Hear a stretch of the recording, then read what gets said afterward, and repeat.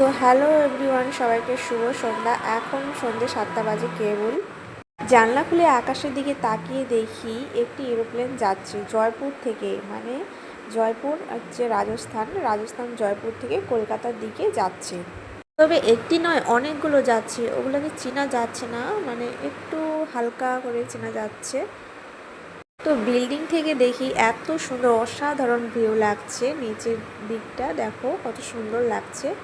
জয়পুর থেকে কলকাতা তোমরা যদি যাও তাহলে হচ্ছে এরোপ্লেনে যদি যাও তাহলে 2 ঘন্টাতে পৌঁছে যাবা। আর ট্রেনে করে মানে কলকাতা থেকে জয়পুরে আসলে, মানে রাজস্থান জয়পুরে আসলে একদিন এক রাতে পৌঁছে যাবা। হ্যাঁ, তবে গ্রাম আর শহরের মধ্যে পার্থক্য আছে। কেমন পার্থক্য সেটা আমি বলছি। গ্রামে হয়তো থাকলে অনেক সুযোগ সুবিধা আছে, তবে কিসের দিক থেকে সুযোগ সুবিধা আমি বলছি।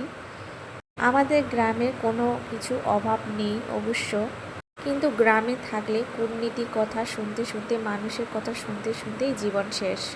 আর শহরে থাকলে নিজস্ব করে মতো থাকো, কেউ কিচ্ছু তোমাকে বলবে না গাইস। তো শহরে এটাই শান্তি, আর কি বলবো। তো এখনকার মতো টাটা, বাই বাই।